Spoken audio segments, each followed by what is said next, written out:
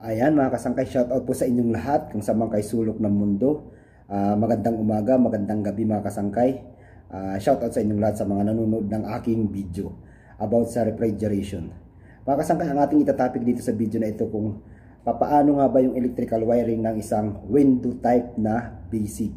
Ayan mga kasangkay ha, window type na basic kahit anong brand man yan mga kasangkay ha. Samsung, Condura, Haier, or ano pa ba yung mga ibang brand, basta yung pinaka basic na window type. Yan ang ating pag-uusapan dito kung paano nga ba yung electrical wiring niya. Ayan mga kasangkay, kung bago ka lang sa aking video, paki-subscribe naman, paki-like, paki-share at paki-hit na rin ng notification bell dyan para updated kayo sa mga ilalabas kong video about sa refrigeration repair. Mga kasangkay, wag na natin patagalin, pasukin na natin ang video para doon sa electrical wiring ng isang window type na basic. Kaya mga kasangkay, tara, pasukin na natin.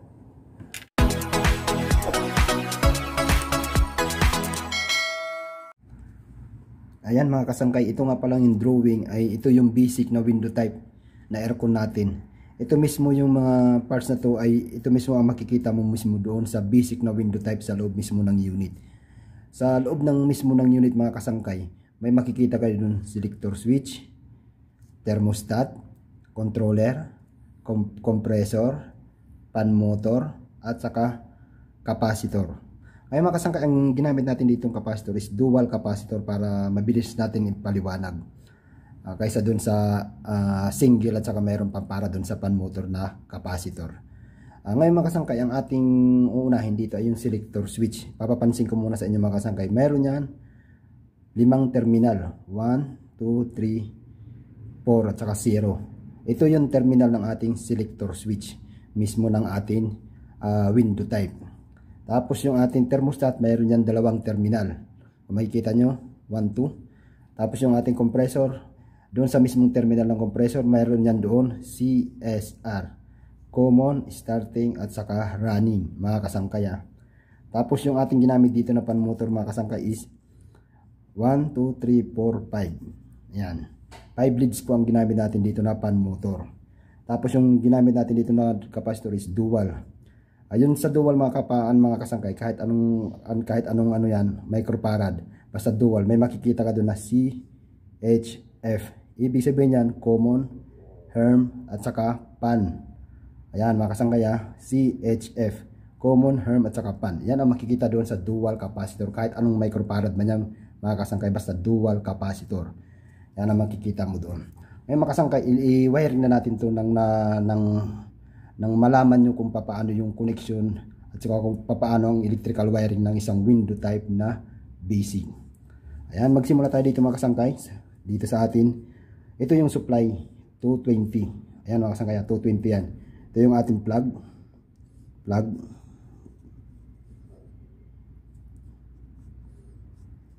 Ito yung ating line 1. Ito yung ating line 2 mga kasangkay, line 2. Ito yung galing sa supply mga kasangkay, tandaan nyo ngayon mga kasangkay, ang pag-wiring niyang ganito mga kasangkay, tandaan nyo at sundan nyo mga kasangkay para hindi kayo malilito doon sa mga baguhan na hindi pa alam nyo about sa pag-electrical wiring ng isang window type na basic. Disclaimer lamang po para to sa mga baguhan nag-aaral ng isang air conditioning. Ayan, umpisa na natin mga kasangkay. Ito nga pala mga kasangkay yung ating selector switch. Itong 0 at saka 4, iisa lang yan ang connection ng ating selector switch. Ngayon, manggagaling tayo sa line 1 papunta sa selector switch. Ayan, sa 0 na terminal. Ayan galing sa line 1 papunta sa ating selector switch na 0. Ayan, may supply na yung ating selector switch na line 1 mga kasangkay. Tapos mga kasangkay, itong 1, 2, 3 ng selector switch, ito ay speed ng ating pan motor mga kasangkay. Tandaan nyo speed ng ating pan motor. Ngayon, i-wiring na natin yung ating selector switch na 1, 2, 3 papunta sa speed ng pan motor. Yung number 1. Ayan. Ayan. Number 2. Ayan. Number 3. Ayan. Ayan mga kasangkay, nakakunik na yung ating selector switch. halos wala na siyang terminal. Kumbaga lahat ng mga kasangkay nakakunik na yung kanyang speed papunta sa ating fan motor. Itong tatlo na to speed din to mga kasangkay. High, low, medium, or medium, high, low. Basta speed yan mga kasangkay. Itong wire na to lalagyan natin ng high speed to mga kasangkay ha. Ito low, ito medium. Ayan. Yan ang speed ng ating selector switch mga kasangkay. 1, 2, 3. High, low, medium papunta sa ating fan motor. Ngayon mga kasangkay, mayroon tayong natitirang dalawang leads dito sa ating fan motor.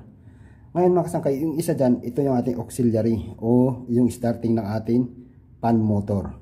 Ngayon i-connect natin yung mga kasangkay dito sa ating capacitor. Ayan. Ito dito yan sa fan ng ating capacitor. Ayan. Auxiliary, ito mga kasangkay, auxiliary ng ating fan motor ito mga kasangkay. Kaya nakakunik yan sa fan ng ating capacitor. Tapos itong isang leads mga kasangkay, ito ay running ng ating capacitor o di kaya yung pinaka common o running ng ating capacitor mismo ay ng ating fan motor ay ikukunik natin yan sa common o running ng ating capacitor. Yan. Ayan mga kasangkay. Yan ang running ng ating fan motor na nakakunik sa common o running ng ating capacitor. Ayan. Mga kasangkay, pansinin nyo ha. Lahat ng ating leads dito o ating wire ng ating fan motor is nakakunik na lahat. Simula doon sa ating selector switch, nakakunik na siya papunta sa ating fan motor. Tapos yung ating fan motor nakakunik na rin sa ating capacitor. Ayan, malinaw tayo mga kasangkay ha. Malinaw na tayo. Tapos na yung ating fan motor. Ngayon mga kasangkay, itong thermostat, yung dalawang terminal, yung isa niyan ay ikukunik natin sa line 1 papunta dito sa ating selector switch. Ayan. So ibig sabihin niya mga kasangkay, yung ating thermostat mayroon na siyang supply line 1. Ayan. Ngayon isang terminal ng isang thermostat mga kasangkay, ito ay para doon sa ating compressor sa pagbukas ng ating compressor para lumamig yung ating unit, ating window type.